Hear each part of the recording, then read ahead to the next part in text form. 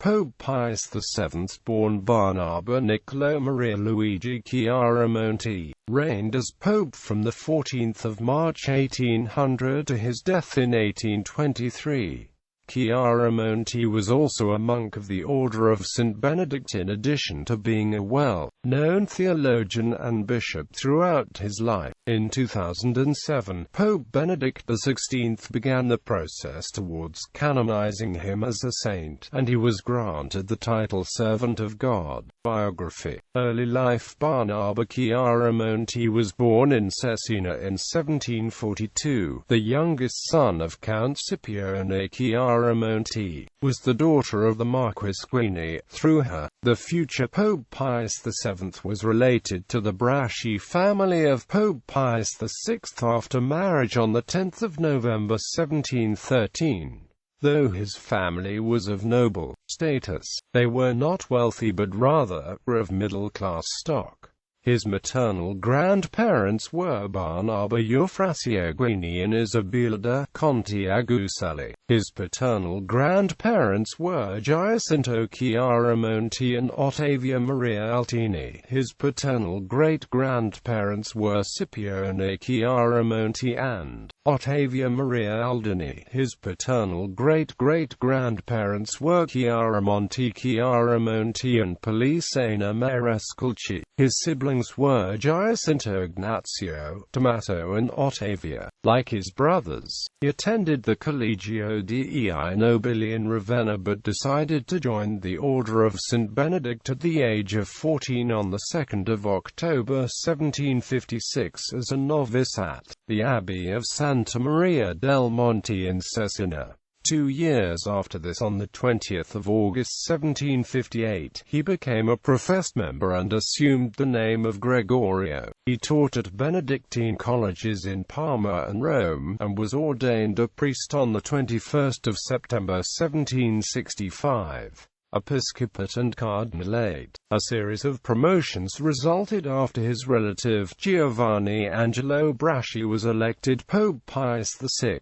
A few years before this election occurred, in 1773, Chiaramonti became the personal confessor to Braschi. In 1776, Pius VI appointed the 34-year-old Dom Gregory, who had been teaching at the monastery of Santi Anselmo in Rome, as honorary abbot in commendam of his monastery. Although this was an ancient practice, it drew complaints from the monks of the community, as monastic communities generally felt it was not in keeping with the rule of Saint Benedict. In December 1782, the Pope appointed Dom Gregory as the Bishop of Tivoli, near Rome. Pius VI soon named him, in February 1785, the Cardinal Priest of San Callisto, and as the Bishop of Imola, an office he held until 1816, when the French Revolutionary Army invaded Italy in 1797. Cardinal Chiaramonti counseled temperance and submission to the newly created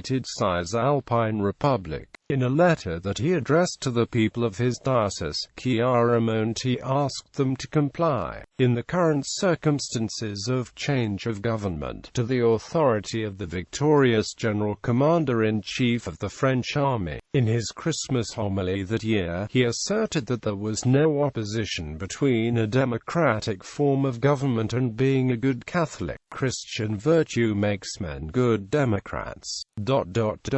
Equality is not an idea of philosophers but of Christ. And do not believe that the Catholic religion is against democracy. Papacy Election. Following the death of Pope Pius VI by then virtually France's prisoner at Valence in 1799, the conclave to elect his successor met on 30 November 1799 in the Benedictine monastery of San Giorgio in Venice. There were 3 main candidates, 2 of whom proved to be unacceptable to the Habsburgs, whose candidate, Alessandro Mattei, could not secure sufficient votes.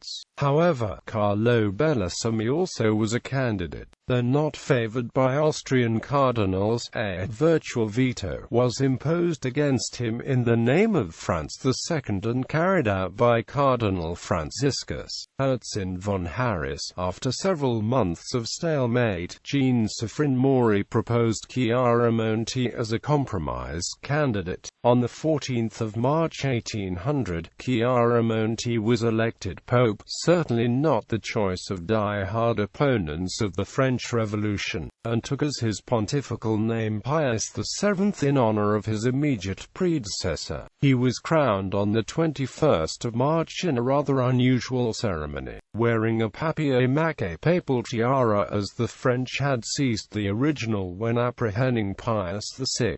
He then left for Rome, sailing on a barely seaworthy Austrian ship, the Bellona, which lacked even a galley. The 12-day voyage ended at Pesaro, whence he proceeded to Rome.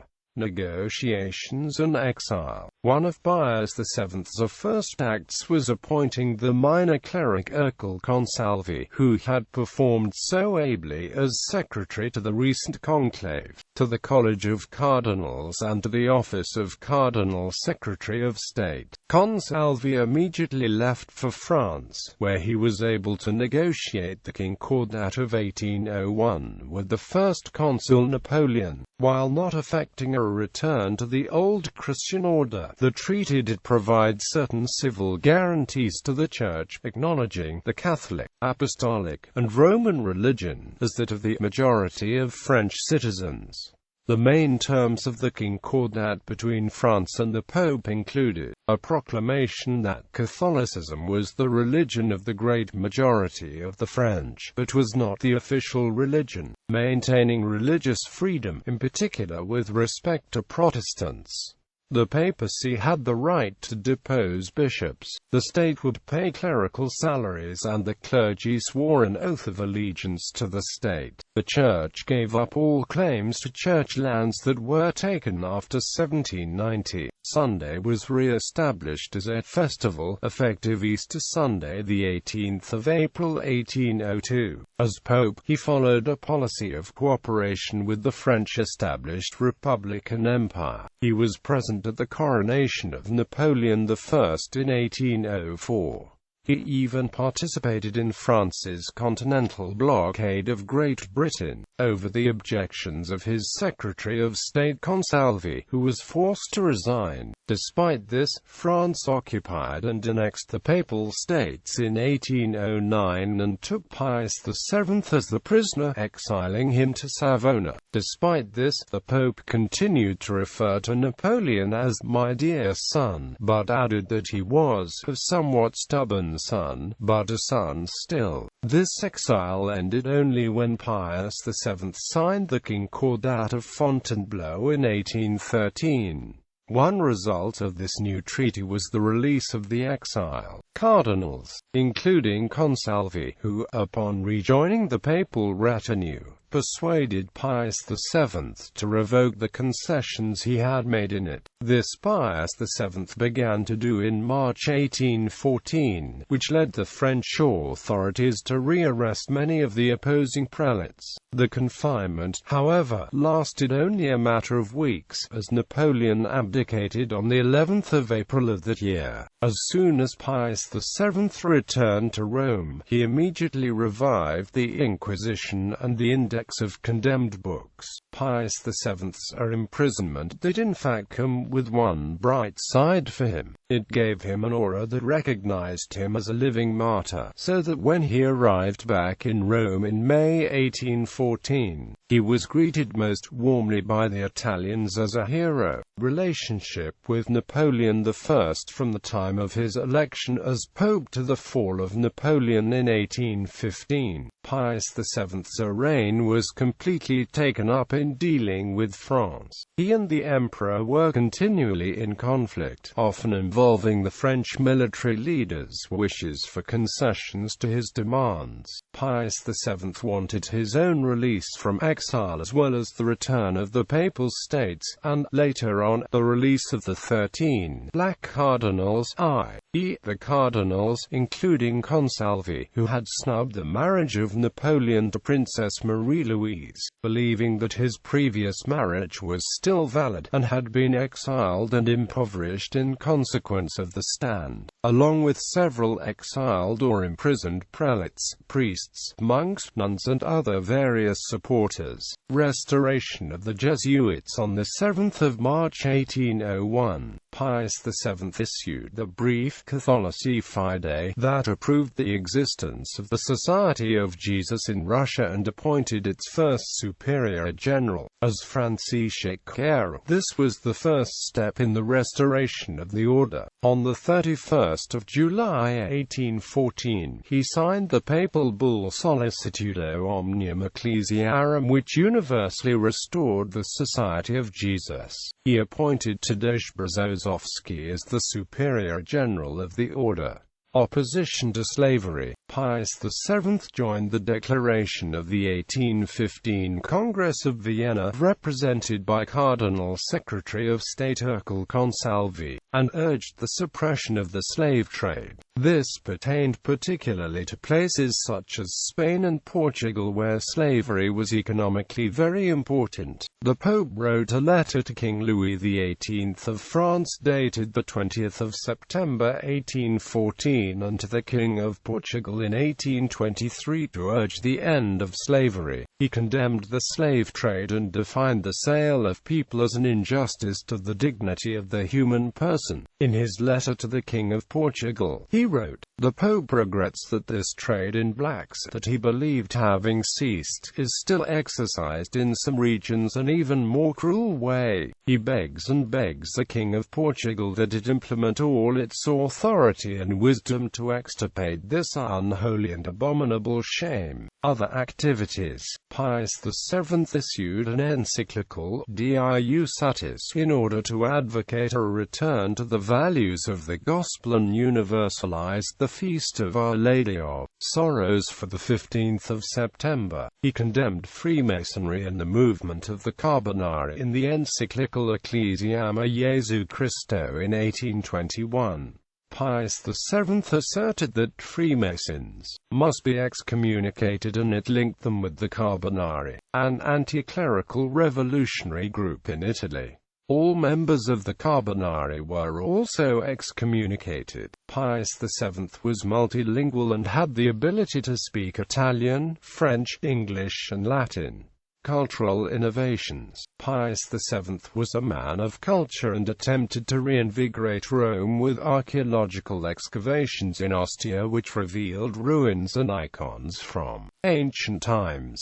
He also had walls and other buildings rebuilt and restored the Arch of Constantine. He ordered the construction of fountains and piazzas and erected the obelisk at Monte Pincio. The Pope also made sure Rome was a place for artists, and the leading artists of the time like Antonio Canova and Peter van Cornelius. He also enriched the Vatican Library with numerous manuscripts and books. It was Pius VII who adopted the yellow and white flag of the Holy See as a response to the Napoleonic invasion of 1808. Canonizations and beatifications. Throughout his pontificate, Pius VII canonized a total of 5 saints. On the 24th of May 1807, Pius VII canonized Angela Merici, Benedict the Morcolet Boylet, Francis Carriacolo and Hyacinth Mariscotti. He beatified a total of 27 individuals, including Joseph Oriol, Bernardo dei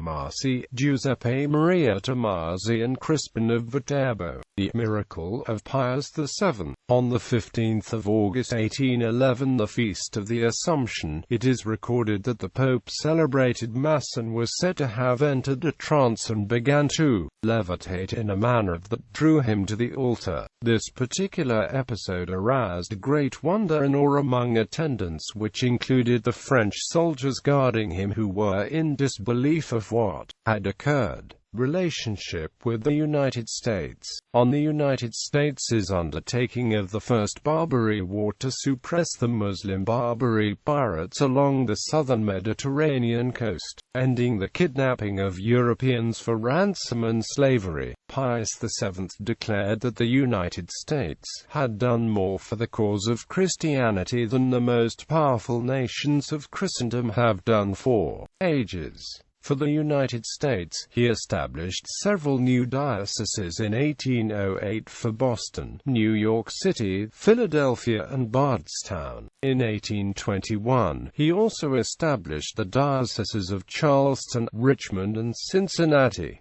Condemnation of Heresy. On 3 June 1816, Pius VII condemned the works of Melkite Bishop Germanos Adam. Adam's writings supported conciliarism, the view that the authority of ecumenical councils was greater than that of the papacy. Death and burial. In 1822, Pius VII reached his 80th birthday and his health was visibly declining. On 6 July 1823, he fractured his hip in a fall in the papal apartments and was bedridden from that point onward. In his final weeks he would often lose consciousness and would mutter the names of the cities that he had been ferried away to by the French forces. With the Cardinal Secretary of State Ercole Consalvi at his side, Pius VII succumbed to his injury on 20 August at 5 a.m. He was briefly interred in the Vatican grottos but was later buried in a monument in St. Peter's Basilica after his funeral on 25 August. Beatification process. An application to commence beatification proceedings were lodged to the Holy See on 10 July 2006 and received the approval of Cardinal Camillo Ruini, who transferred the request to the Congregation for the Causes of Saints. The Congregation, on 24 February 2007, approved the opening of the cause responding to the call of the Ligurian bishops. On 15 August 2007, the Holy See contacted the Diocese of Savona-Noli with the news that Pope Benedict XVI had declared nihil obstat the cause of beatification of the late pontiff, thus opening the diocesan process for this pope's beatification.